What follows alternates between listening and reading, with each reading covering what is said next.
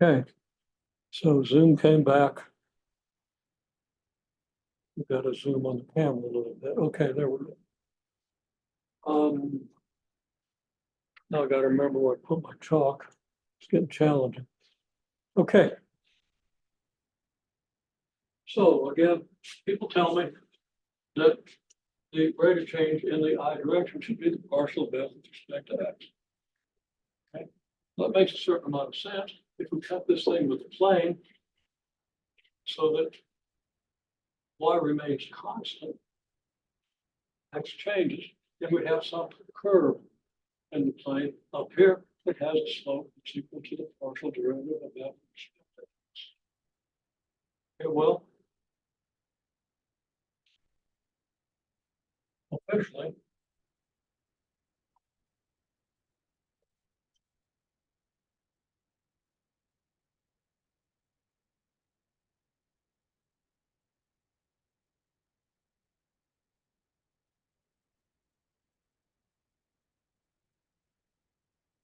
we would change by some delta x. Just imagine changing our position by some delta x. So we've got some small delta x.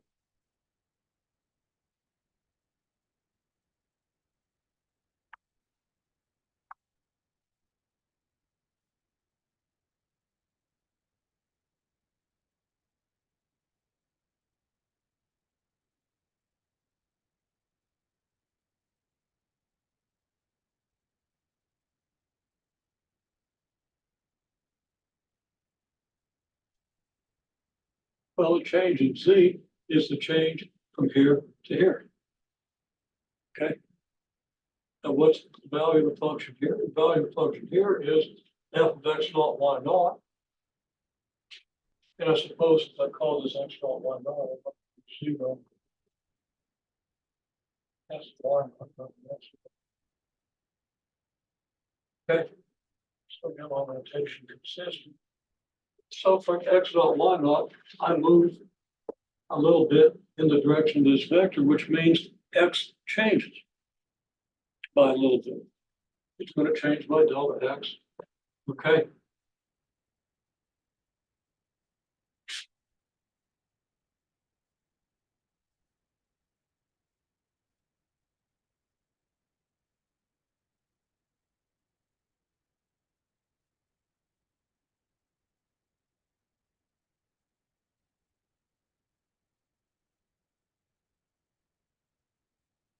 I don't know what I meant by just delta x there. I was probably thinking of different structure of the sentence and lost it when I got to here. But rate of change in the x direction, well, x is going to change by delta x. So you evaluate f at this point, x plus delta x. It's like we got, here's x naught, y naught. And here is x plus delta x. Y, x naught plus delta x, y naught.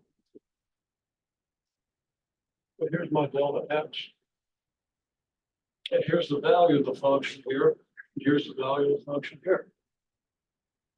If we think of our favorite wood block, if this is it, and this corner is x naught, y naught, then we move in this, well, in the x direction, actually, in this case.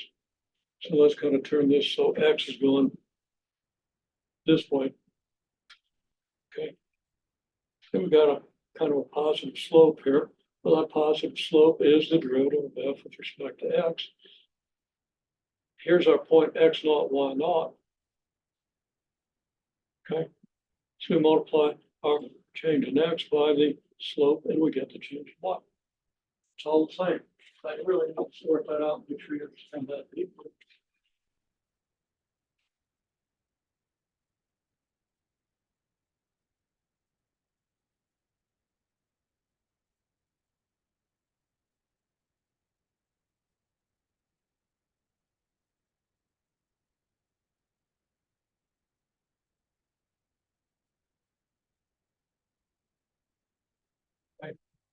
Its limit as x goes to 0 of all of this stuff, which goes into parentheses, right? And that's by definition. That's the definition of partial f with respect to x at the point x naught, y naught. So intuitively, you should understand that my rate of change in this direction is, at this point, is partial f with respect to x at x naught. Now, what if I want to move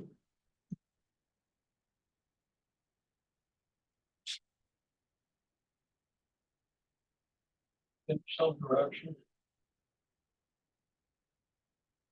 And I'm going to call this a unit vector. Well, actually, no. What if I want to move in a direction here?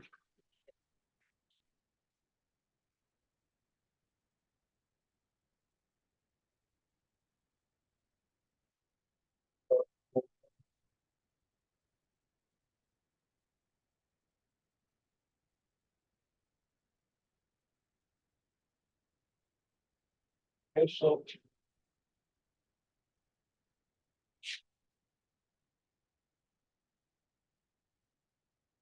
I move delta x in this direction and move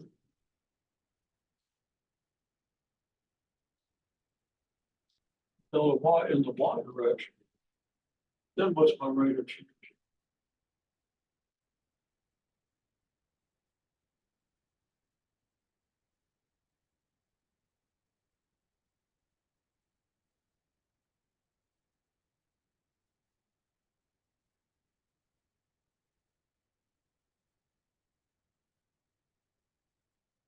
My rate of change in an arbitrary direction. Well,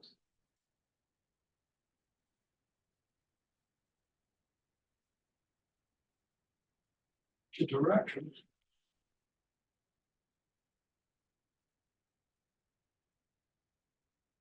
theta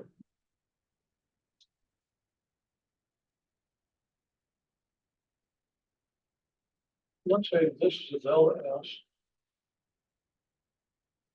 here.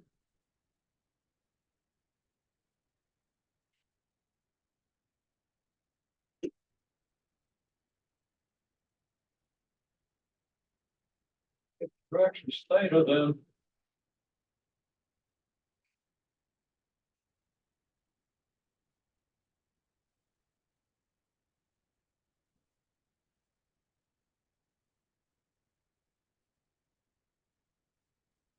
delta x is delta S times the cosine of theta.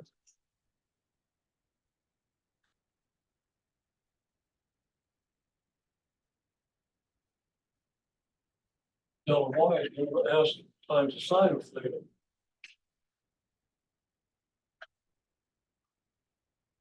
Okay.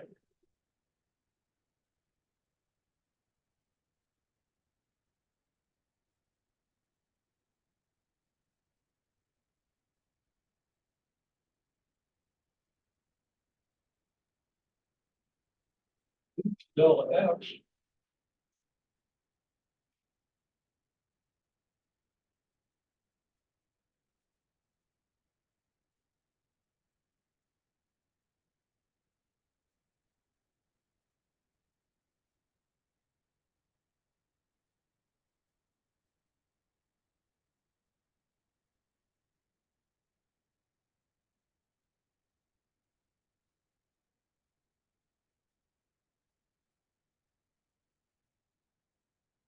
partial with respect to x times delta x is, well, I'm going to write fx instead of partial left with respect to x.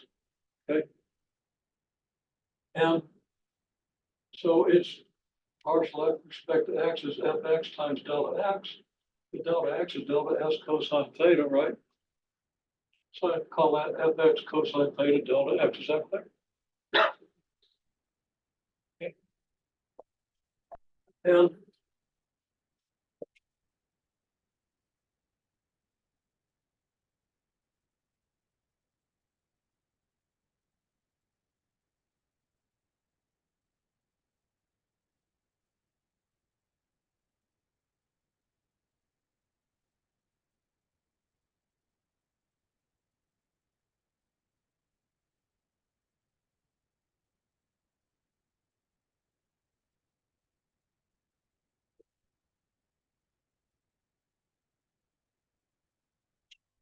change is this.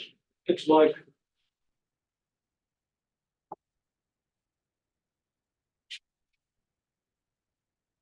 okay, I don't remember how I had this. Say this is your X direction, this is your Y direction. Look over here and you see partial F with respect to X is slightly negative. Okay, so slightly negative with respect to the positive. And the slope here is somewhat positive, more than the other one is negative, right? Now, if I move a distance delta Y here, my F is going to change by the slope of this thing times delta Y. The slope is course rise over run. Here's your run, your rise is your change. Okay, and you got to sort that out. Okay, and similarly in the X direction, which is here, you got to change, which will be negative.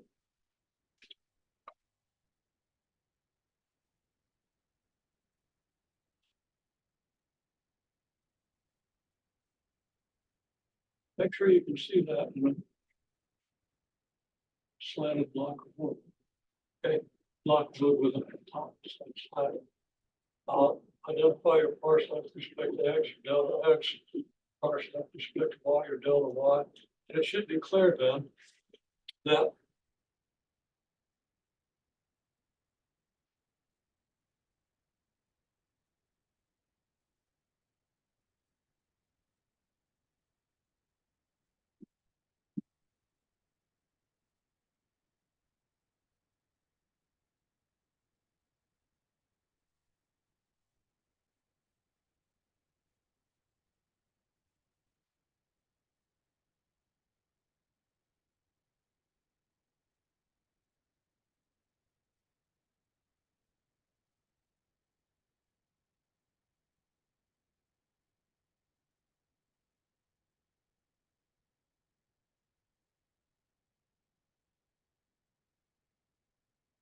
um, and I've written out too much.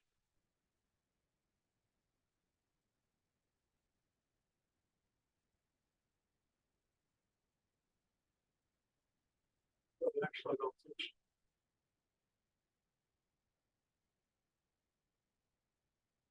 so. I've paused for seconds. It's close to the price, though.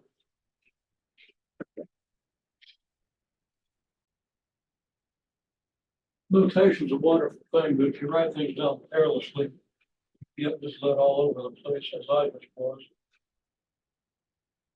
Totally wasn't right, but this should have been a delta S down here. And this was already a delta S up here, wasn't it?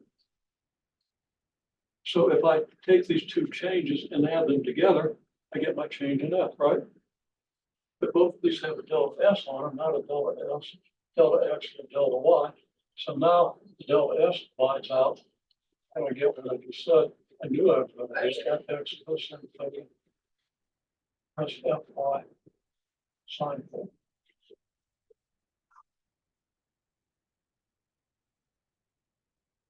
Okay. Well, from this, we define the directional derivative, which is the rate of change in a given direction.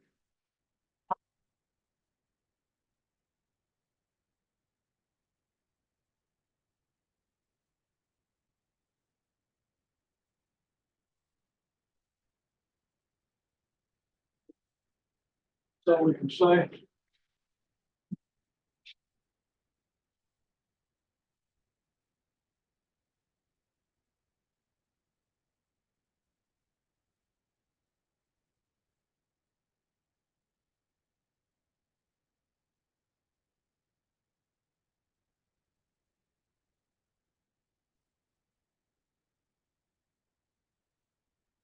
FX cosine theta plus FY sine theta.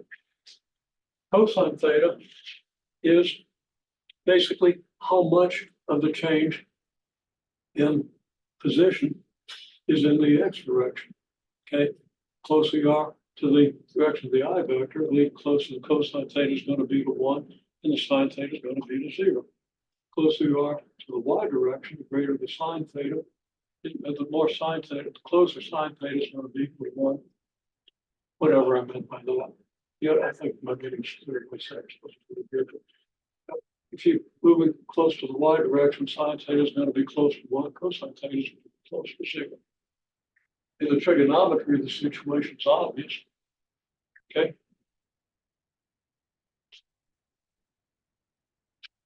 So we get this definition.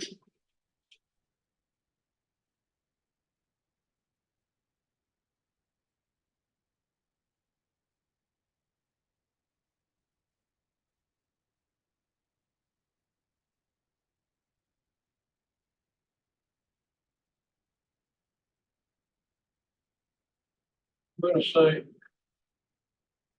F sub u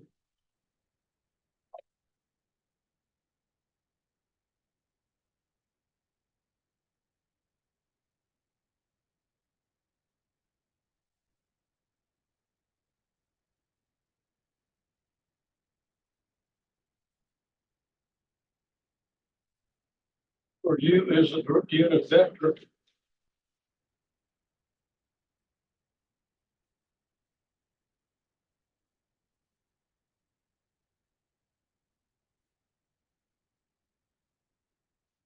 in direction theta.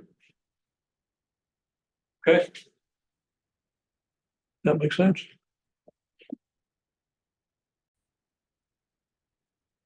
Okay, so we want to stop and do an example. Here's a function f of x, y. We can easily calculate its partials, partial with respect to x, partial with respect to y, right? We want to find the directional derivative and u, the u vector, the unit vector, if theta equals 5 pi over 6.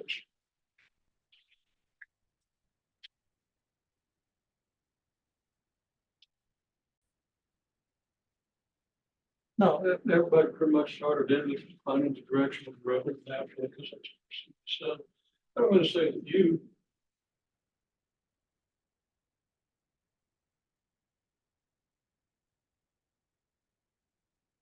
is the unit vector of the direction theta, it's cosine theta I plus sine theta j. Okay. And I'll use that in a minute, but first we just find the direction of the derivative. And now I can say f sub u equals fx cosine theta plus fy sine theta. You know, it's kind of similarity in the form here. We'll make some sense out of that in a minute. On the other hand, you start by finding the derivatives. Well, derivative f with respect to x is 2x over 1. That's times the cosine of 5 pi over 6 plus fy. Well, fy is negative x squared over f over 2x squared. Okay. Times the sine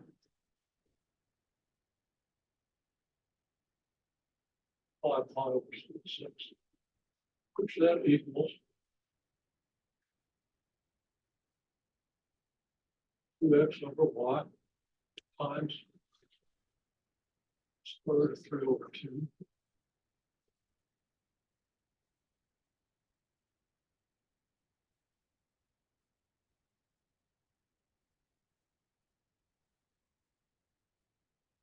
That's more traditional to write the numbers for the variables.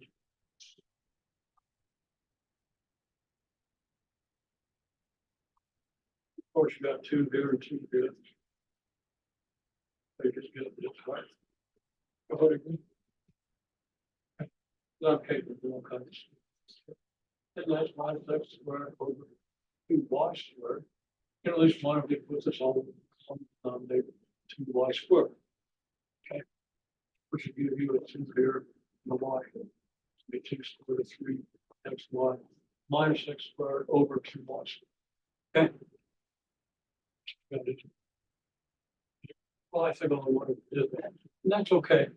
Not totally necessary, but it's convenient to do that. Makes your algebra really if you're manipulating this thing. Okay.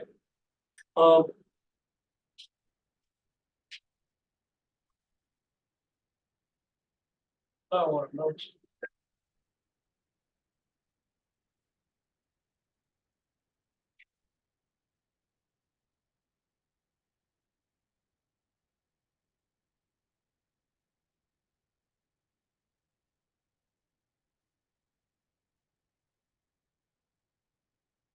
If we call this del F, del's a vector operator. Okay.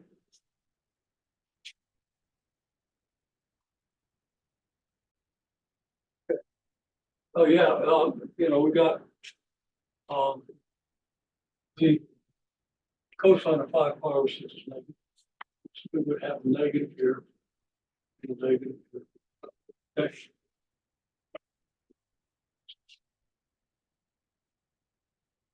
Somebody wrote a positive. Weird. Okay. Don't remember which one is the culprit. This is my fault. I do kind of know. Never know. Okay, so anyhow, del F is by definition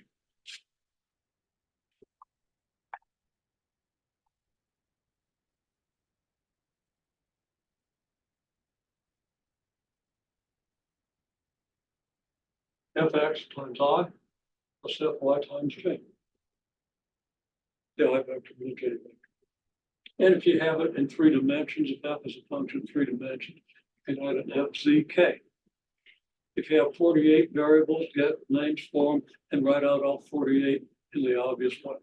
Okay. If you got 3 million variables, you better get some good software. Okay. So there we have it.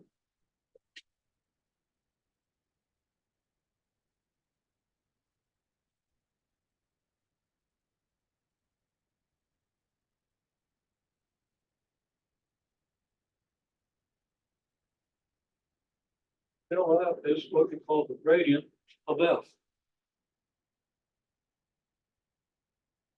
In physics, if you have, let's say, a plate of metal with different temperatures around it, okay, then you have a gradient at every point, which is the direction in which temperature increases most rapidly. Okay, and the magnitude of the gradient is the magnitude of the rate of change. Okay, so temperature follows rate, the heat flow follows the temperature gradient. So if you got a temperature function, F is a temperature function.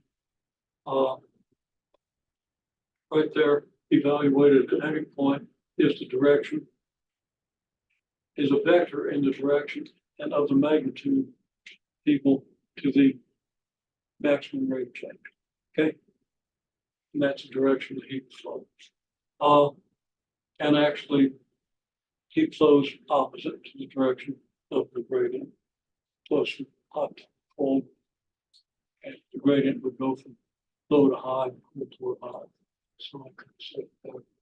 But there it is. Now let's talk a little bit more about this thing called gradient.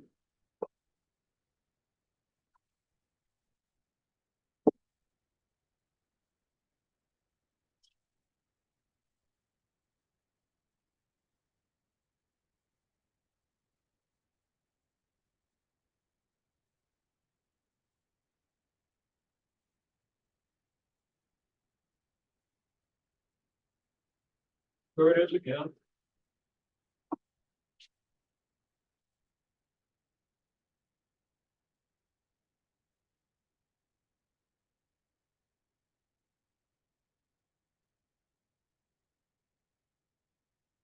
Note this del F dot U.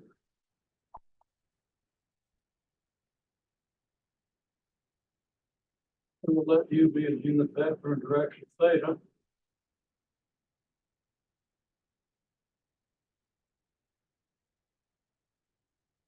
Well, what is del F dot U then? Try to look for me.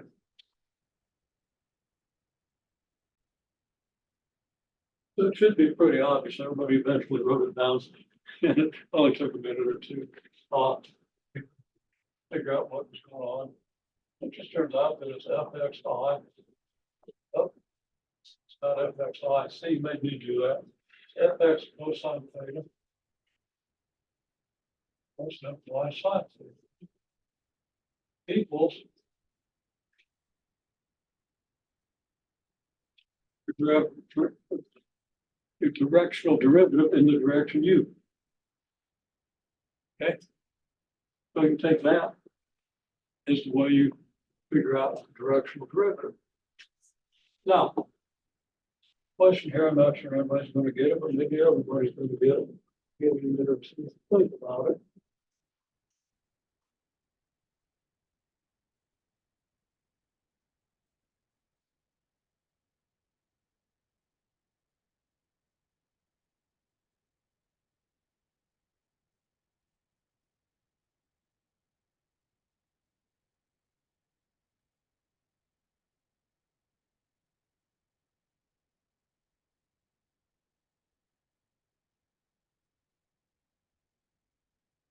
So for given u,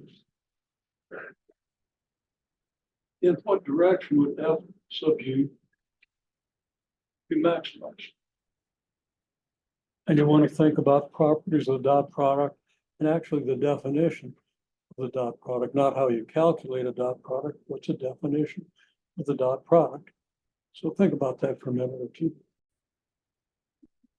Okay, well, this is kind of a tough question. Forces you to think through properties of dot product.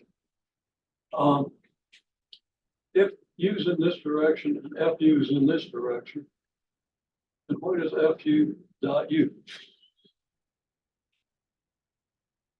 Well, it's the magnitude of fu times the magnitude of u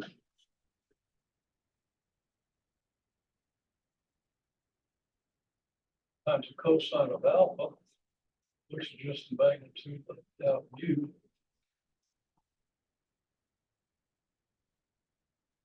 cosine alpha. You agree? Now there's your definition of the dot. When I say definition of the dot product, I don't mean A1 times A2 plus B1 times B2. I don't mean how you calculate it. I mean the definition, and here's the definition applied to this situation. I didn't want to use theta for the angle because I'm already using theta for the angle of your unit vector, right? For the direction of your unit vector. So fu dot u is this. For any alpha. Now, what alpha would you choose to make it as big as possible?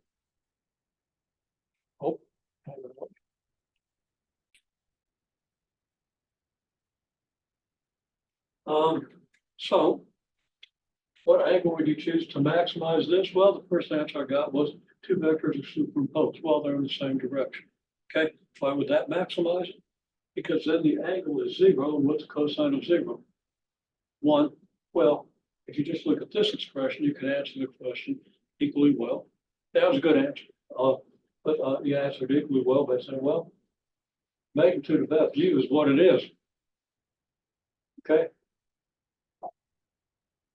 If alpha is 0, then you get the maximum possible. Okay. So that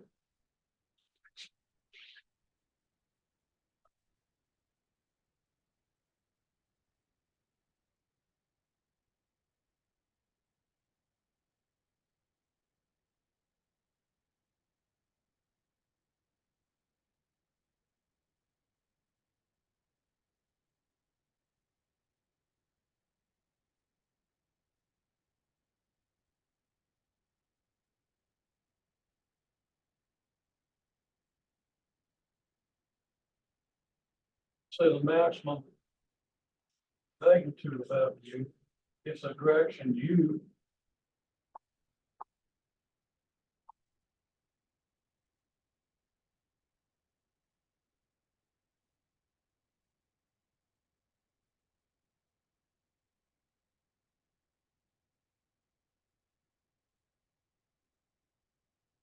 and is the direction of fu. Okay. So you choose u in the direction of fu, and you get the maximum possible derivative, which means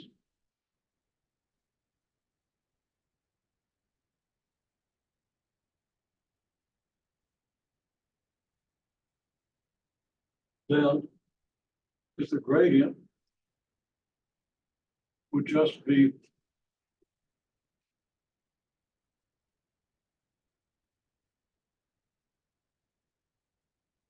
I'm trying just how to annotate this to make it as clear as possible.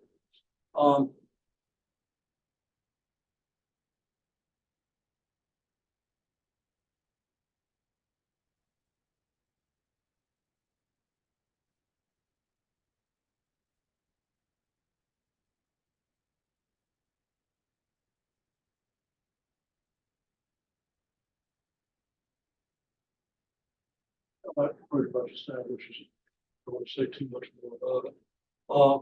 There's something much clearer that I could say, except my brain just got a little unclear. Okay. It's kind of want to go in circles to this. So I'll probably say it a little more clearly next time. But basically, if U aligns with F, you that's going to give you your direction of maximum. And the magnitude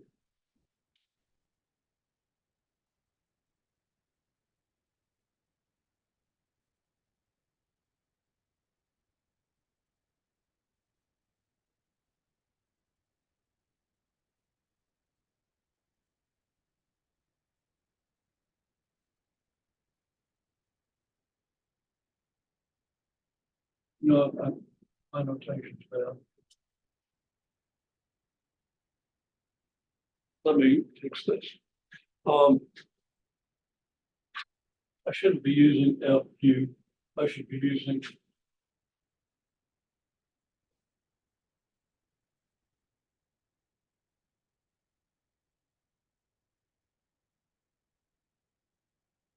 XI plus FYJ gradient dot U, right?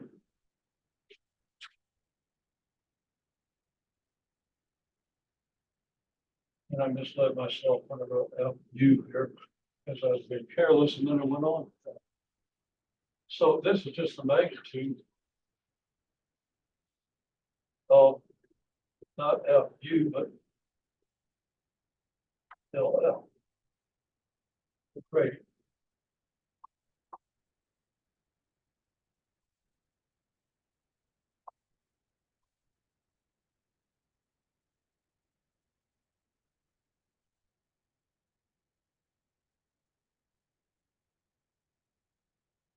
So FU equals this dot product, which is right here. And I should have looked back at my notation here and used it. Okay, so you got del F dot U, which is this dot U. And this then by the definition is the magnitude of del L times the magnitude of U times the cosine of alpha. So this is not FU.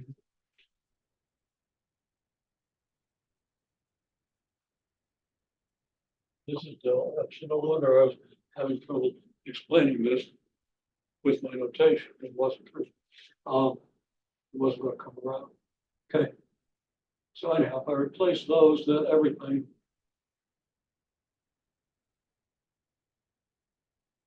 that I set up originally was gradient was the direction of maximum increase is proved by this picture in this argument. Okay. So I apologize for kind of getting that mixed up. All right. So if U aligns with the gradient of L, it follows that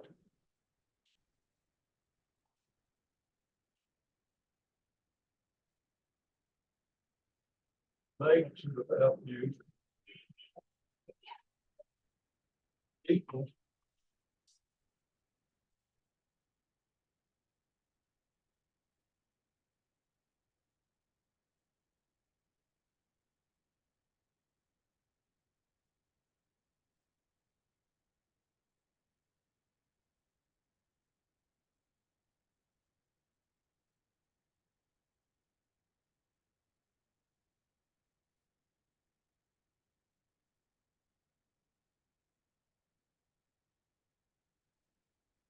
follows the distance from that. That's the basic statement. Because again, if alpha is the angle between these, if alpha isn't zero, then your projection of del F on you is not equal in magnitude to del F.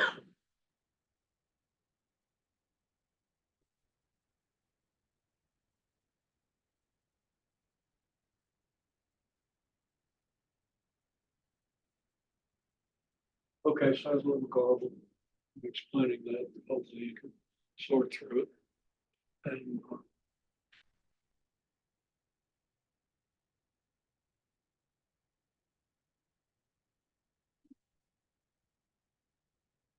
And even if you can't believe it, okay.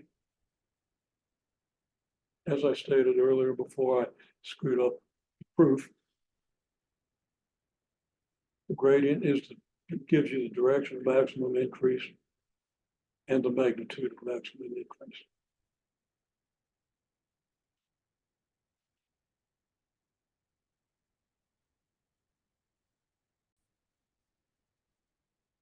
Okay, that one comment. We're not worried too much about the minimum of the gradient, but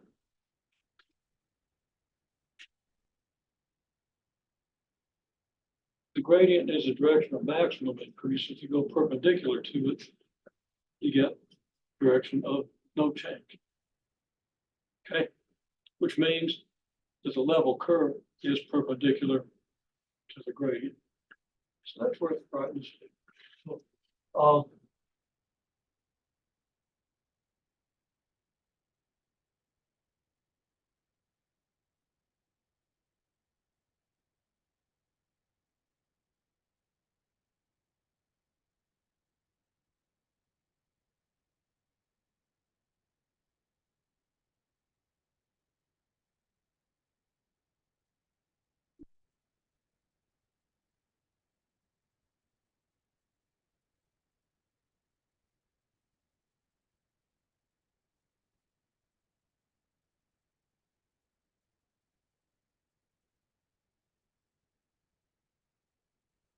it's important. And if WebAssign had stayed around long enough, I would have commented on it, but it somebody disappeared. Okay. I didn't have time to log in. So this idea is pretty obvious.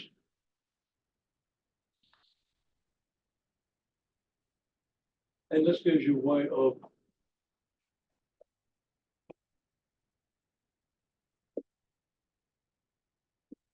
developing orthogonal trajectories and stuff. It tells you that if you have your level curves and draw a curve perpendicular at every point to the level curve, you're always moving in the direction of maximum increase or maximum decrease, depending on whether level curve values are going up or down. Okay. So it's a valuable thing, very valuable. And we will be talking about it using it. Okay. Now,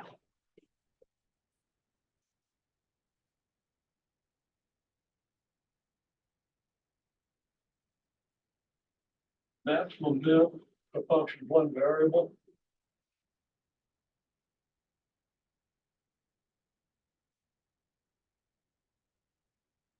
F prime equals 0.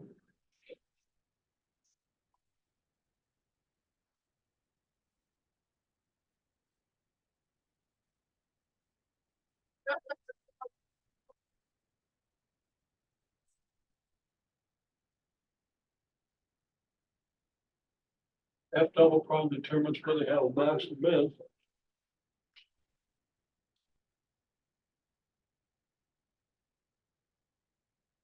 Unless F double prime equals 0, in which case you got to work a little bit. Now you think about what to do. Okay.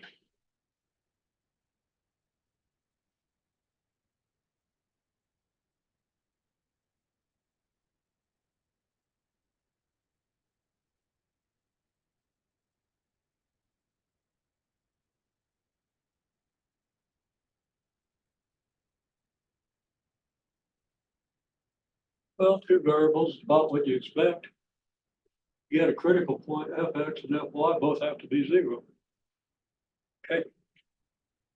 Now the kicker comes though, so you would think, let's say that if both fx, or if both fxx and fyy, the second derivatives in the x and y directions, are positive, that means you're concave up in the y direction and concave up in the x direction, which seems to imply you're going to be concave up, so you got a minimum.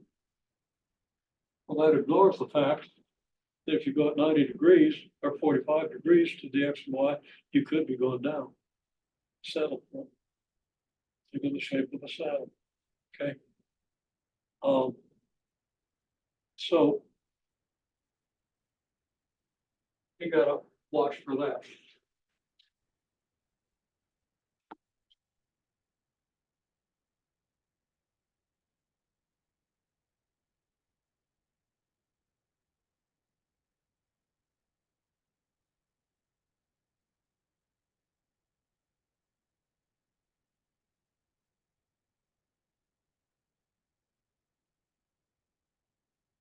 Look at fx squared plus fy squared plus fxy.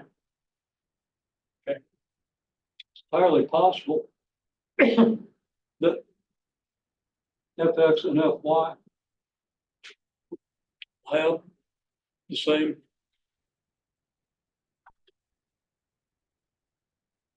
direction, but fxy is not only negative, but real negative, in which case it's a test for saddle.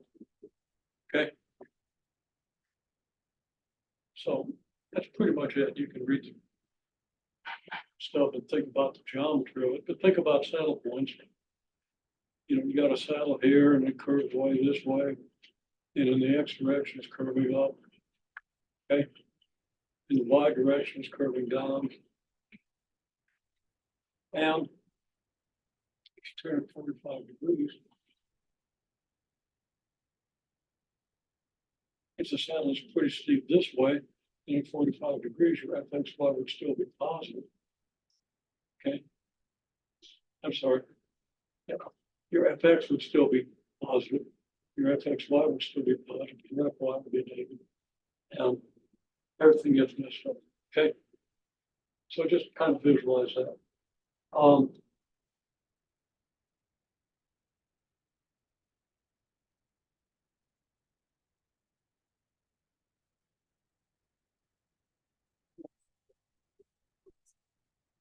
X times f1 plus fxy. And so that if fx and fy are of different signs, this is negative. Okay. In which case, you're not going to have max commit. Your fx might be concave up, in the y direction is concave down. Already, you're done. Okay. Then you get rid of the y. We'll worry about that later. Okay. And we'll kind of derive it. But that's it.